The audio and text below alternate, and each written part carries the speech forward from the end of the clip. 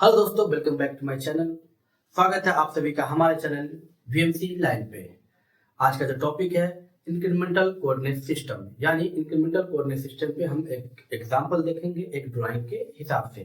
जो हमारे पीछे स्क्रीन पे आपको जो ड्राइंग दिख रहा है उसी पे हम आज इंक्रीमेंटल कोऑर्डिनेट सिस्टम के हिसाब से मैं टूल पाथ जनरेट करूंगा। ये करने का मकसद ये है कि आप जब प्रोग्राम बनाएंगे तो आपको इजीली रहेगा समझने में।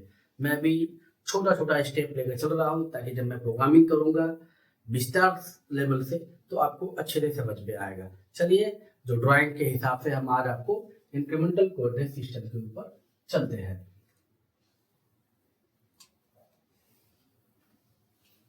मेरे पास ये ड्राइंग रहा। ये ड्राइंग को पहले हम समझेंगे कि ड्राइंग है कैसा, क्या हमें बनाना है। तो ड्राइंग दे रखा है, ये ऐसा कैविटी मुझे निकालना है ड्राइंग के अंदर से। ये जॉब हमारा जो है एक स्क्वायर जॉब है, यानी स्क्वायर जॉब उसे कहते हैं। ये 120 हो गया, ये 120 हो गया। अब जॉब में 40 40 80 और ये 40 120, यानी 120 बाई 120 का ये जॉब हो गया, यानी कि रेक्टेंगल नहीं स्क्वायर जॉब हो गया। ठीक है ना। रेक्टेंगल जॉब उसे कहते हैं जैसे मान लो यहाँ पे 120 की जगह पे 140 होता और ये 120 होता है, यानी कि लंबाई चौड़ाई दोनों में डिफरेंट है, उसको हम रेक्टेंगल कहेंगे। और लंबाई चौड़ाई दोनों में सेम रहेगा उसको हम स्क्वायर जॉब करेंगे। स्क्वायर जॉब का चारों भुजा जो है बराबर होता है एक तरह से देखा जाए तो। चलिए अब हम इस पे डिस्कस करते हैं कि किस तरह से हम इसका एक नॉर्मल सा टूल पाथ निकालते हैं G91 के ऊपर, यानी इंक्रीमेंटल कोऑर्डिनेट सिस्टम के ऊपर हम इसका टूल पाथ निकालेंगे। सबसे पहले आप फ्रीडम हो, मैंने ड्राइंग में दे रखा हूँ कि आपको एक्स वाई यहाँ पे मानना है। आप यहाँ पे भी ले सकते हो, यहाँ पे भी ले सकते हो, यहाँ पे भी ले सकते हो, यहाँ पे भी आप फ्रीडम हो, कहीं पे भी एक्स वाई इसका ले सकते हो।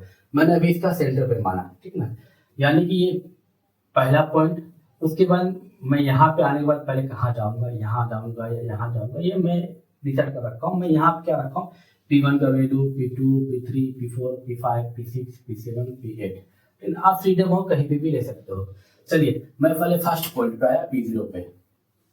प्रोग्राम में P लिखा नहीं जाता है, मैं बस आपको समझाने के लिए P कर रहा हूँ, लेकिन अब यहाँ पे मैं P का यूज नहीं करूंगा। ठीक है ना।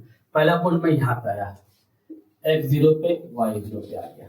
ठीक है, पहला पॉइंट बना। मैं टूल को यहाँ पे X0 Y0 पे ले आया। कोई एक हाइट रहेगा, मान लो Z जो हमारा 100 पे आ गया। मैं भी कोई भी जी कोड का यूज नहीं कर रहा हूँ। जी कोड का जब मैं स्ट्रक्चर दूंगा तो आपको समझ में आएगा, केवल मैं भी टूल पाथ बना रहा हूँ। पहला मैं X0 Y0 पे आ गया, उसके बाद Z 100 पे आ गया। उसके मैं 100 में हूँ, हवा में हूँ, उसके बाद मैं इस पोजीशन पे जाऊंगा P1 पे। तो P1 का जो वैल्यू यहाँ से इंक्रीमेंटल कोऑर्डिनेट सिस्टम में क्या कहा गया कि जहां पे जो पॉइंट रहेगा वहीं पे अपने आप को X0 Y0 मान लेगा। मैं यहाँ पे खड़ा था, अब मुझे यहाँ से यहाँ आना है।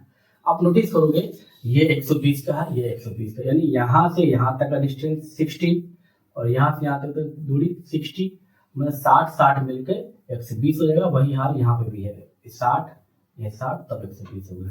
यानी मैं यहाँ से यहाँ, तो X और Y दो बात कर रहा हूँ। मैं X में इधर जा रहा हूँ, मैं जहाँ पे मैं ओरिजिन माना हूँ X में इधर जा रहा हूँ, तो यानी माइनस फिक्स है, माइनस होगा। लेकिन कितना हुआ, यहाँ से ये डिस्टेंस, मैं टोटल डिस्टेंस देख रहा हूँ 120 है। 120 में अगर 2 डिवाइड कर दूंगा तो 60 हो जाएगा, यानी 60 इस एरिया को कहेंगे, 60 इस एरिया को कहेंगे, यानी कि -60।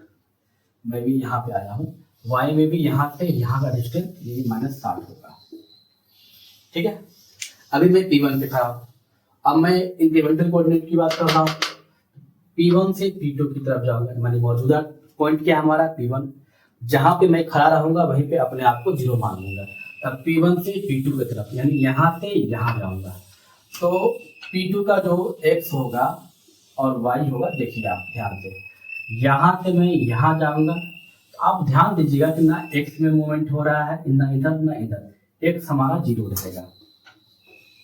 ठीक है, Y हमारा यहाँ से यहाँ मूवमेंट हो रहा है, कितना, ये 40 से रखा है, 40। ठीक है, अब यहाँ से ऊपर की ओर हो रहा है तो पॉजिटिव, ये सही है। ये हमारा P2 का वैल्यू निकल गया। अब आते हैं हम यहाँ से यहाँ की P3 का वैल्यू। P3 में X और Y होगा, ठीक है ना। अब देखो मैं इंक्रीमेंटल में क्या कह रहा है कि जहां पे आप खड़े रहोगे वहीं पे अपने आप को 0 मान लो, उसके बाद वहां से डिस्टेंस दूरी देख लो।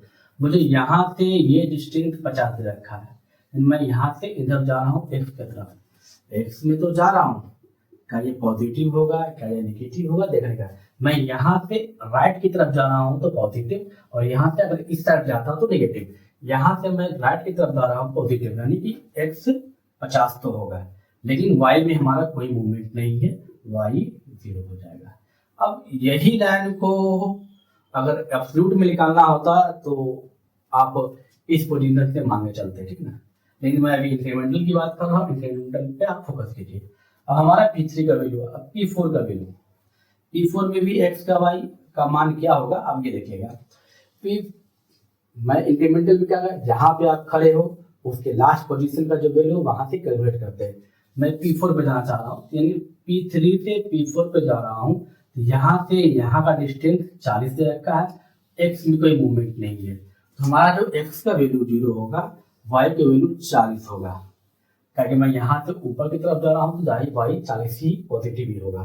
फिर मैं यहाँ से यहाँ यानी कि P5 यानी x में और y में, तो P5 क्या है, मैं यहाँ से यहाँ गया x में, कितना ये 50 जो है 50 तो होगा, क्या ये पॉजिटिव होगा या निगेटिव ये सोचना है। मैं यहाँ पे खड़ा था, मैं लेफ्ट की तरफ जा रहा हूँ यानी निगेटिव, y हमारा कोई मोमेंट नहीं है, y 0, ठीक है ना।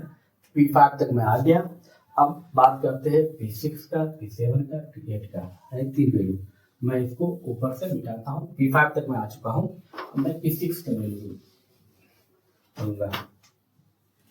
P6 में x और y का वैल्यू होगा कैसे, अभी मैं P5 पर खड़ा था, P5 से P6 में जाऊंगा मैं, यानी यहाँ से यहाँ का डिस्टेंस 40, किस चीज में है, y डायरेक्शन में, तो y तो 40 होगा, लेकिन ये ऊपर की तरफ है तो पॉजिटिव ही, ठीक।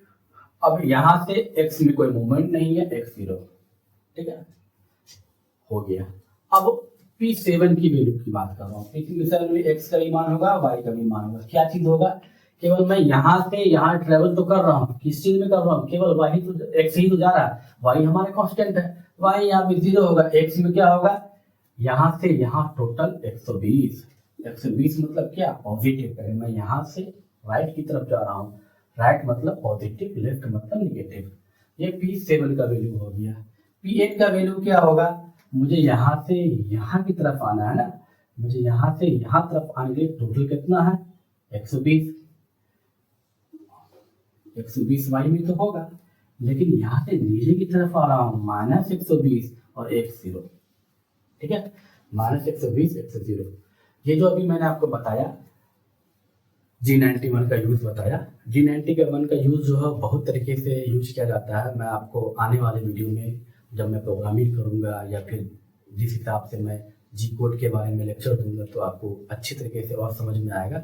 मेरा क्या है अभी कि मैं क्लास का सीरीज स्टार्ट किया हूँ, स्टेप बाय स्टेप, जो ऑपरेटर को, जो बिगिनर ऑपरेटर हो या जो प्रोग्रामर हो, जो अभी स्टार्टअप करना चाह रहा, जो अपने करियर में ग्रोथ करना चाह रहा हूँ, उसके लिए मैं एक सीरीज स्टार्ट किया हूँ, प्रोग्रामिंग सीरीज। आप उस पर बने रहिए ताकि आपको स्टेप बाय स्टेप अपने लेवल के हिसाब से, मेरा इंडस्ट्री लाइन में मिनिमम 7 इयर्स का एक्सपीरियंस है, मैं अपना एक्सपीरियंस आपको शेयर कर रहा हूँ ताकि आप हमारे वीडियो को समझे और आप भी उस वीडियो को देख के लाभ उठाएं, ठीक है। बने रहिए हमारे वीडियो के साथ।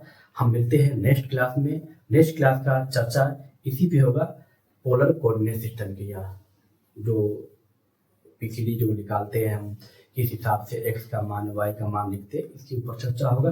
तब तक के लिए धन्यवाद। हमारे वीडियो को अगर हमारा वीडियो पसंद आ रहा है तो आप लाइक कीजिए, सब्सक्राइब कीजिए हमारे चैनल को, और मिलते हैं। बाय बाय, धन्यवाद, टेक केयर।